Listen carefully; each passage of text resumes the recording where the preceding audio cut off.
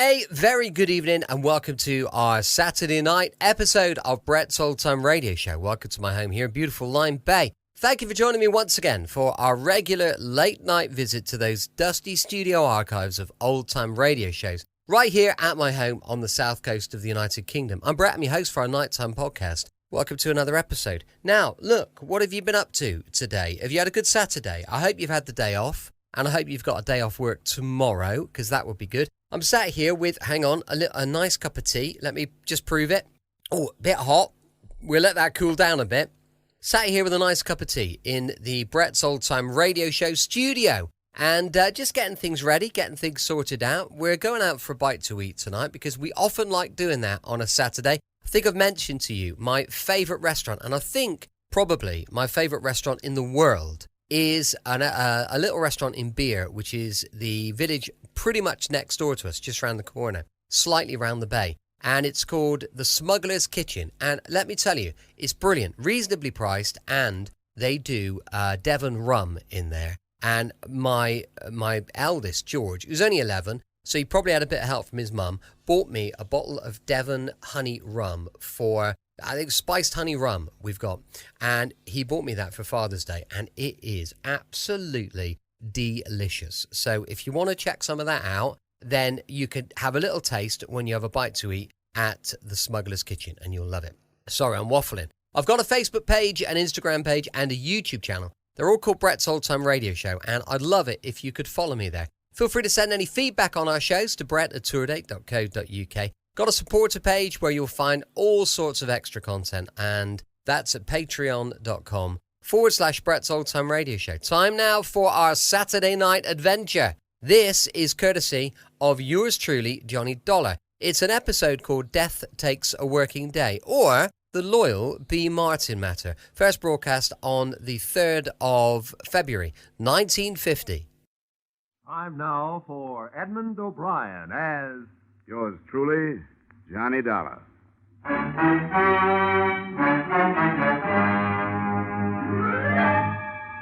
Edmund O'Brien, starring in another adventure of America's fabulous freelance insurance investigator, Johnny Dollar.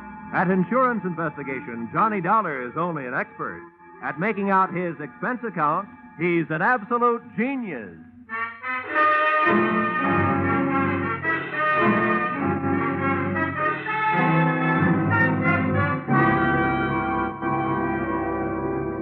Expense account, submitted by Special Investigator Johnny Dollar to the Great Columbian Life Insurance Company.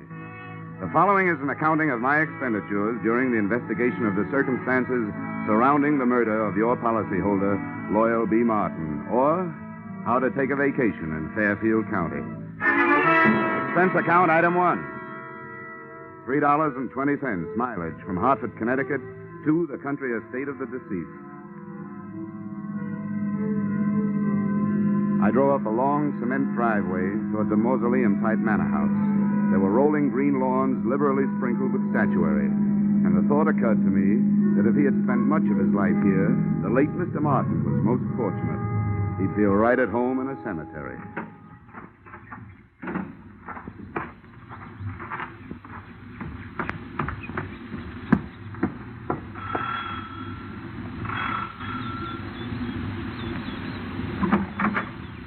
Yes? My name is Dollar. I'm here to see Mrs. Martin. Oh, yes. Mrs. Martin. Uh-huh. I'm afraid I'll have to disappoint you. The widow has gone shopping the day after the death of her husband. Something attractive in mourning clothes, I'm sure. Well, what time is she expected back? I have no idea. But it shouldn't be long. Do you mind if I come in and wait? You'll forgive my asking, young man, but just what is your business here at Loyal Haven? I was sent here by the insurance company. Oh, why, yes. Well, then do come in. Here, right in here. I'm Mrs. Tompkins, the housekeeper, Mr. Dollar. I was with Mr. Martin for over 30 years. He was a wonderful man. This furniture also looks like it might have been with Mr. Martin for over 30 years. Victorian, isn't it? Yes, pure. Loyal... Mr. Martin, that is, was an expert on the Victorian period. Please sit down. Thank you. Mr. Dollar, I suppose you'll think it's indelicate of me at this time, but about Loyal's insurance, his policies, did they... Yes, Mrs. Tompkins, they did. One of his policies leaves you a nice, sizable amount. But before you start counting it, maybe you and I had better have a little understanding. Yes? Well, I'm not here to represent the payoff department. I'm here to investigate the murder. Oh, I see. Yes, before the company pays off, they want to make sure that among the beneficiaries, they don't pay off the murderer, because they really don't have to do that. Oh, I didn't realize... No, neither do a lot of people. You know, that's the way quite a few good murders are wasted. Yes, I suppose you're right. Well, if that's what you're here for, I suppose you'll want to talk to the police. Lieutenant Markwood is in the library. That's where it happened. Oh, library, huh? Well, that might help. If I can't find any other answers, I can always try looking some up in a book. Which way do I go? The door, just across the hall. Thank you. And what a haul. The only thing missing was old Queen Victoria herself. Even the musty odor clinging to the green velvet seemed to have been passed down through the centuries. There was a brace of moth-eaten pheasants on the wall and a bouquet of moth-eaten flowers under glass on a marble-top side table. The library was the same, but there were three things that looked out of place. A, an old suit of armor. B, a glass case filled with new, well-polished sporting rifles and shotguns. And C, a very gruff-looking lieutenant of the police who eyed me as I came in. And who are you? Oh, here's my little breath saver. Oh, yeah, Johnny Dollar. They told me you'd be here. Well, I've told everybody else I better tell you, don't touch anything. They want to re-fingerprint the whole room. Okay. What'd you find, Lieutenant? Nothing but the cadaver with 2 bullet holes in his back. Haven't got a caliber report from ballistics yet. Have you an estimated time of departure? Yeah, the coroner says Martin died after dinner last night. Uh-huh. Anything to go on? Just the usual. Faith, hope, and suspicion. His wife, too young and too pretty for an ugly old buck like Martin, must have married him for his money. Then there's that housekeeper, Sarah Tompkins. Yeah, I met her on the way in. And she used to be the old man's intended, from what I can find out. Probably jealous of the young wife. Then there's the brother, Marty. He showed up a few weeks ago, broke and brooding. Probably in love with the young wife. And then there's Nick Bellotti, a private detective who hired himself out as Martin's bodyguard. Bodyguard, huh? No doubt also in love with the young wife. Could be. Who's your choice? Except for the fact that there are only 2 bullets, I think they all did it.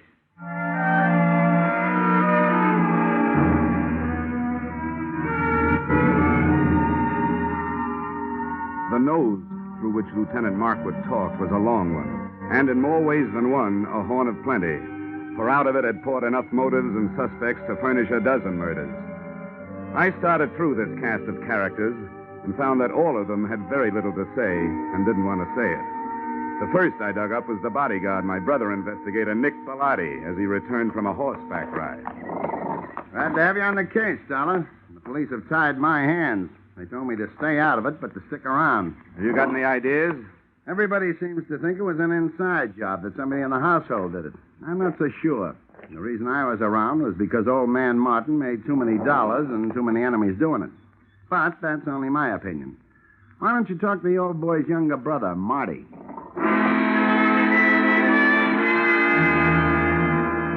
I found Marty living the life of Riley. He was upstairs in his room, cuddled up to a 20-year-old bottle of brandy, which was still underage to be around the kind of book he was reading. Yeah, I'll tell you something, Dollar.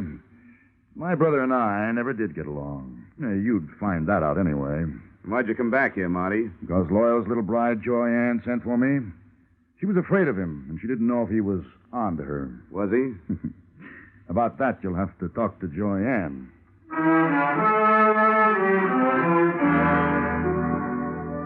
Joy Ann didn't get home until 3 o'clock in the afternoon. I caught up with her 20 minutes later as she came dripping out of the swimming pool. The suit she was wearing would have gotten her pinched on the Riviera. Oh, that was refreshing. It certainly is. Toss me that towel, will you? Yeah, surely. Here, Mrs. Martin. Joyanne, I hate formality. Who are you? Well, I'm from the insurance company, here to find out whether you killed your husband or not. Good for you, Mr. Dollar. That's what I like. Men who get right down to the point. I was told you were here. Oh? Nobody told me about you. Oh, come on over and learn. I want to stretch out here in the sun. Here, you man the fly swatter. Okay. Come on, sit down. Here beside me. If it gets too warm, slip off your shirt. Oh, thank you. Well, suppose we start talking business. Marty tells me you sent for him to come here because you were afraid of your husband. How come? Well, I knew Marty before I knew Loyal. As a matter of fact, he's the one who introduced me to. What do you call a dead husband? You call him unlucky, I guess. Anyway, for the purposes of this conversation, I'll know who you mean if you just say husband. But you didn't answer my question. I meant, were you afraid of your spouse? And if so, why? Yes, I was afraid of him. Oh, I might as well tell you, Mr. Dollar. I want to be frank with you. The only thing Loyal didn't have to offer me was love. I seem to be a girl who needs just that. Frankly, I tried to make up the deficit. Mrs. Tompkins, the housekeeper, saw to it that my husband found out about it. From then on, it was like living with a madman. So endeth my confession. So beginneth my suspicions. What about this housekeeper? Well, until I came along, she always thought that Loyal would wind up marrying her. No, don't get me wrong. I realize that I'm still the best jury bait around. If you killed him, you might make some headway with a self-defense plea. Thanks. I'll remember that. In the meantime, just in case this thing gets messy for me, and it shows signs, I'm going to spend what's left of my free time enjoying myself. Well, that won't sound good to a jury, but it sounds good to me. If I spend too much time around here, I might wind up having to plead self-defense myself. Oh? From me? No, from that bathing suit.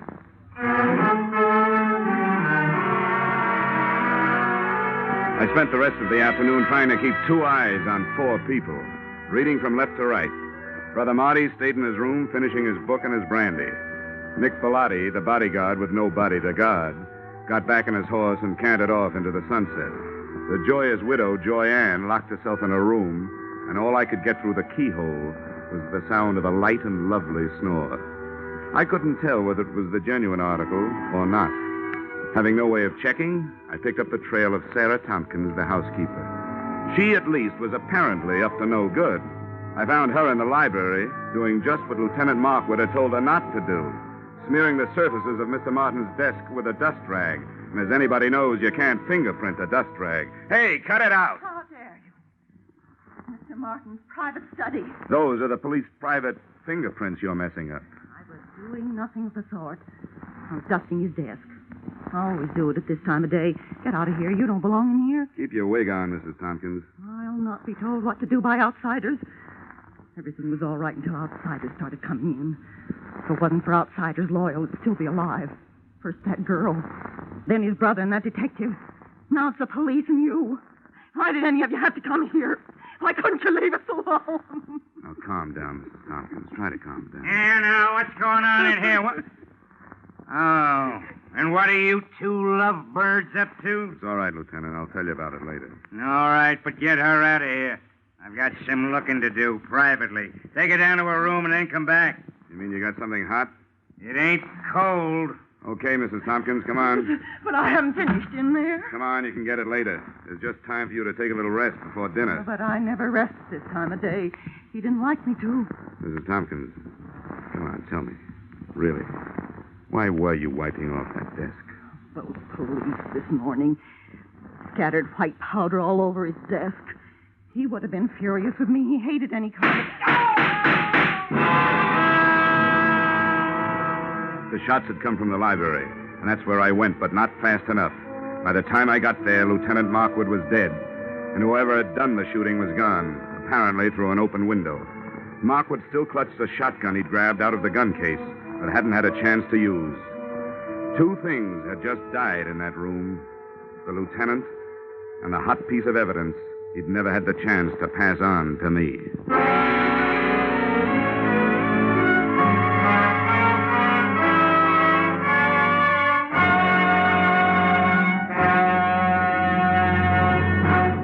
In just a moment, we return to the second act of Johnny Dollar. But first, the cream of the wit and the best of the music, which Arthur Godfrey brings you in the daytime on CBS, can now be heard on Godfrey's Digest, a new Saturday evening show heard on most of these same CBS stations. Listen tomorrow night and hear the week's fastest flashes of the Godfrey humor, the top songs sung by Jeanette Davis and Bill Lawrence, the finest singing of the Mariners. Arthur Godfrey's Digest and the Goldbergs are the latest addition to CBS's Great Saturday Nights. Now, with our star, Edmund O'Brien, we return to the second act of yours truly, Johnny Dollar.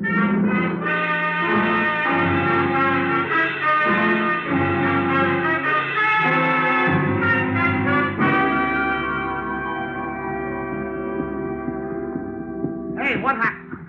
Oh, Markwood. Yeah, he's dead. Well, what are you doing, fella? I'm looking for what there seems to be a shortage of around here, Bellotti. Clues. You don't mind where you look, do you? Rule number 1, don't get caught frisking dead cops. Forget about it, Bellotti, will you? Maybe I can suffer from lapse of memory for you sometime. That's a deal. Got any idea what you're looking for? No. But whatever it was important enough to get him killed. I'd hoped maybe there'd be something in his notebook, for instance. Any luck? Well, very little. It's a brand new book, only one notation in it. Here it is. Check tattooing diameter. Recheck penetration. What do you make of that? It's too scientific for me. I'm a skip case and divorce type detective myself. All I know is you'd better put that book back in his pocket and leave it there. Yeah, I guess you're right. Nice timing, Bellotti, and remember, thanks for the loss of memory. Forget it. Hey, what happened? What's going Oh, on good here? Lord. Lieutenant Markwood. Who did it? Dealer's choice. So far, the dealer's the only one who knows. First my brother, now Lieutenant Markwood. There'll be real trouble about this. Johnny, shall I call the police? Drop the innocent act, sister-in-law. I'll call them. No, maybe I better do it, Marty. If everybody will stop pleading not guilty by wanting to call the police, I'd like to get a word in. The police have already been called. Now, if you'll get out of here, I'd like to try earning my salary.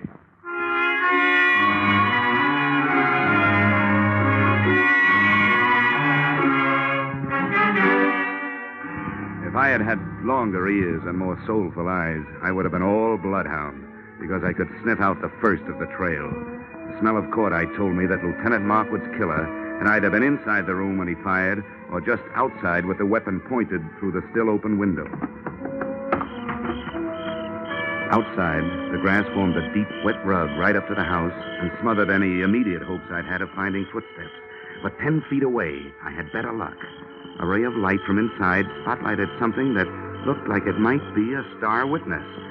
It was a .32 caliber revolver. I scooped it up with my handkerchief and went back through the open window to look it over. Under the light, I checked 6 empty chambers and a crimson smear on the walnut grip. If somebody was feeding me a herring, it sure was red. But it wasn't blood. It was lipstick.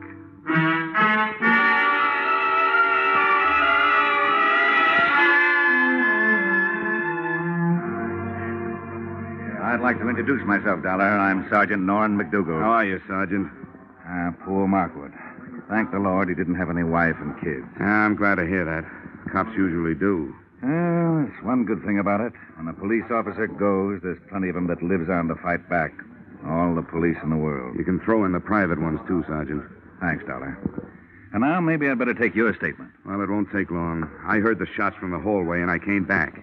He was killed either from inside the room or just outside the window. I didn't get a look at the killer, but I found what might be the murder gun. Here it is. Watch that handkerchief.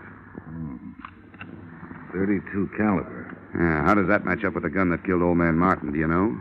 Same caliber. Uh-huh. I wonder what he was doing with this shotgun. It ain't loaded, and Markwood knew better than to wave an unloaded gun in the face of a full one. Did you get anything else out of ballistics, Sergeant? Headache. Dollar, what we got from ballistics don't add up with what we got from autopsy. Well, how's that? Those 2 slugs entered Martin's body an inch and a half apart. But, according to the shallow penetration, they were fired from a distance of 300 yards.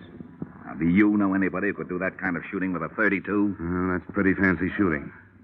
Could it have been done with a stationary mount? No, not a chance. The body would have started falling after the first shot, and you can't re-aim a stationary mount that fast. Yeah. Yeah, you're right. You know, I didn't have a chance to spend much time with Markwood before he got it, so I don't have much to work on. You got anything to spare? Just a lot of routine confusion so far. You know yourself, Dollar. You take 4 witnesses, you're bound to get at least 2 different stories. 2 of the people that heard the shooting when Martin got killed last night said they heard 2 shots. The other 2 ear-witnesses said they heard 1. The only thing the whole 4 agree on is that they didn't see anything. Well, that sounds familiar. Thanks anyway, Sergeant. Sure, anytime. Hey, Sam. Yeah? Take this gun into town. Tell ballistics to run it through for fingerprints and check it against those slugs in the Martin case. I want to report right away. I hitched a ride with that gun into the ballistics department. While waiting for the test to be made, I asked some questions, and I came up with a real brain buster. Despite the fact that the penetration report said that Martin had been shot from a distance of 300 yards, his skin and clothing had been tattooed with powder, indicating the shots had been fired at close range. The tree that little puzzler put me up would have made the giant redwood forest look like a hedge. Then they gave me the ballistic report. The lands and grooves scored into the slugs by the revolver barrel proved that both Loyal Martin and Lieutenant Markwood had been killed by the .32 caliber gun I'd picked up in the yard. No prints on it. Registered owner, the young lady who looked much better in a bathing suit than she'd ever look in the electric chair. The widow, Joyanne Martin.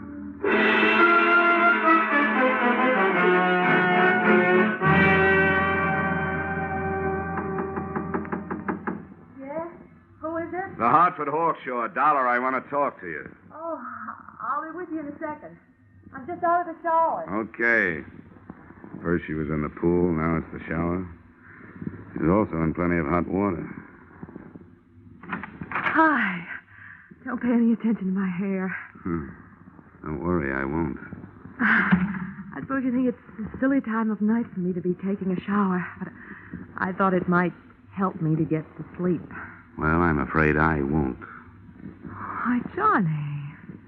You were pretty careless with that gun, weren't you? What gun?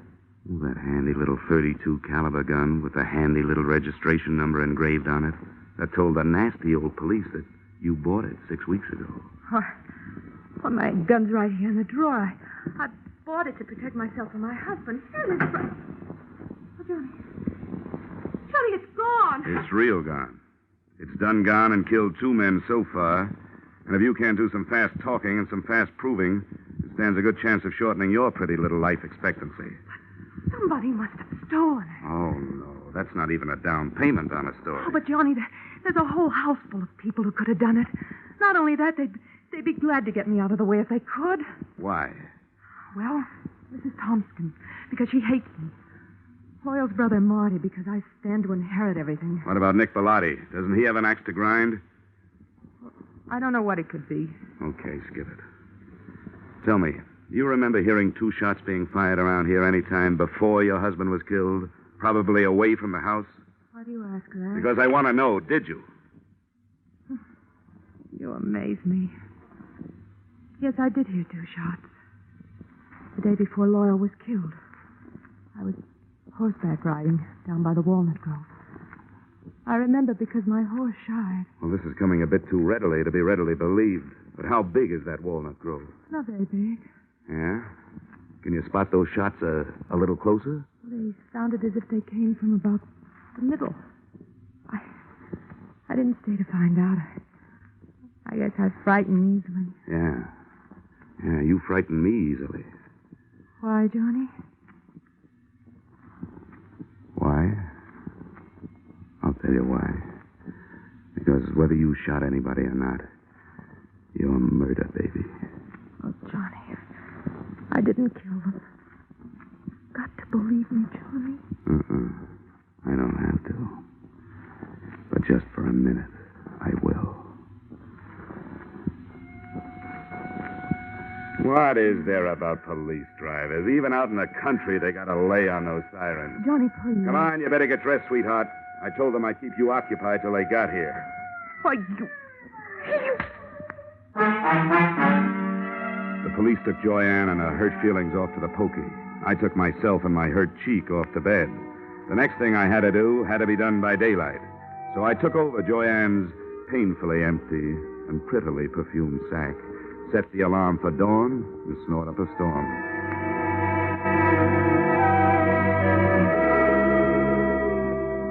I never knew before how much went on in the country so early in the morning. On the way to the walnut grove, the damp air washed the cobwebs out of my head, and I started thinking. Now, first, Loyal Martin had been found dead with 2 bullet holes in him. Yet 2 of the witnesses, Joanne and the housekeeper, Mrs. Tompkins, had heard only 1 shot. Second, that powder burn tattooing on the body, denoting a close-range killing, was in violent argument with a bullet penetration report which screamed long-range killing. Those facts, added to what was in Lieutenant Markwood's notebook, plus that shotgun clutched in his dead hand, came close to tallying up the total that had cost him his life. Inside the grove, I found 4 walnut trees with hollows in their trunks. The first one gave me a handful of nuts and a fancy sassing by an irate squirrel. The second one came up with a handful of spunk water and a wet cuff. And the third, I found what I was looking for. I found about 2 pecks of clean cotton waste. That is, clean, except for some powder burns. Everything was falling into place, including a blunt instrument which hit me on the head from behind. But before I hit the ground, I saw Brother Marty Martin legging it back towards the house.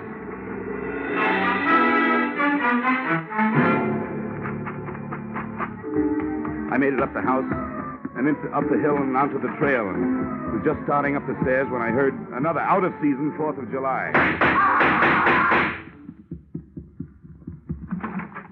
Okay, Dollar. I got him. Yeah.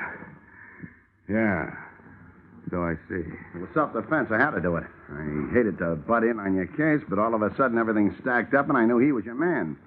When I threw it in his teeth, he made a try for his gun, so I dropped him. You sure did, Bellotti. Well, I owe you a lot of thanks. But if you don't mind, I'll take over from here. Sure, help yourself. Good. And, I think the first thing you'd better do is hightail it into town, get your story filed with the police. Yeah, I guess you're right. You're all straight now, so you can back me up. 100%, Nick, all the way. Now get going. Come on. Okay, Dollar. See you later.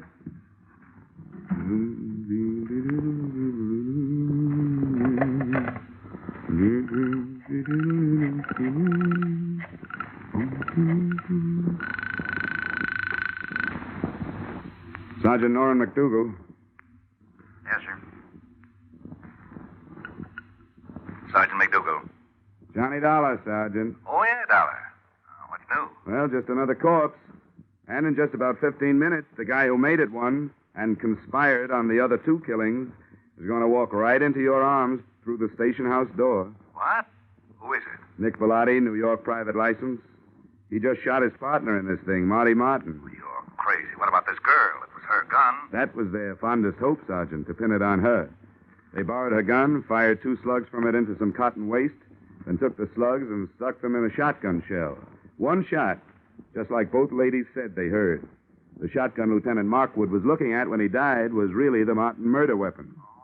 Oh, that takes care of the powder burns and the shallow penetration, yeah. Well, thanks a lot, Dollar. I'll be waiting for him. Hey, wait a minute. What's he walking in here for under his own power? To tell you an early morning bedtime story, just before you go off duty. He'll give you a pitch about a self-defense killing. It's a lie. The victim wasn't carrying a gun. If he had been, he would have used it on me. But he didn't. He used a sap. The sap.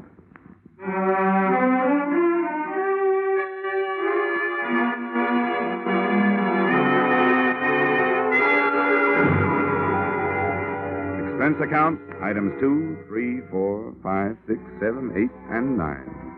$624 entertainment. Appeasing a rich widow with rich taste. Expense account, items 1 through 13 inclusive, $160 entertainment of poor insurance investigator with extravagant taste. Expense account, item 14, $7.80 mileage New York to Hartford. You may disagree with that item, claiming that I finished the case in Fairfield County. But I didn't finish the case until I left her. And New York City is where I left her. Expense account total, $823. Signed, yours, truly, Johnny Dollar.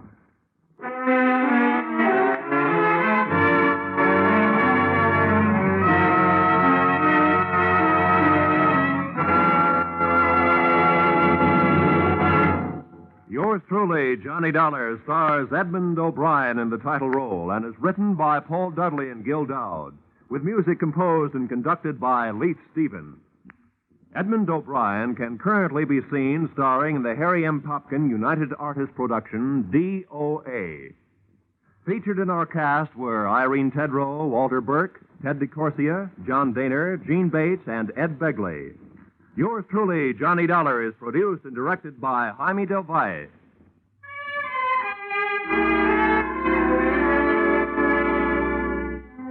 Join us again next week when Edmund O'Brien returns in another adventure of... Yours truly, Johnny Dollar. Welcome back. I hope you enjoyed our latest adventure with insurance investigator Johnny Dollar. Don't forget, we'll be back tomorrow with The Saint going live at 5 p.m. GMT. You can email me on brett@tourdate.co.uk and you can support us at patreon.com/Brett's Old Time Radio Show. Thanks for listening. I'll be with you 7 days a week, each and every week, and I'll catch up with you tomorrow on Brett's Old Time Radio Show. Love you. Bye.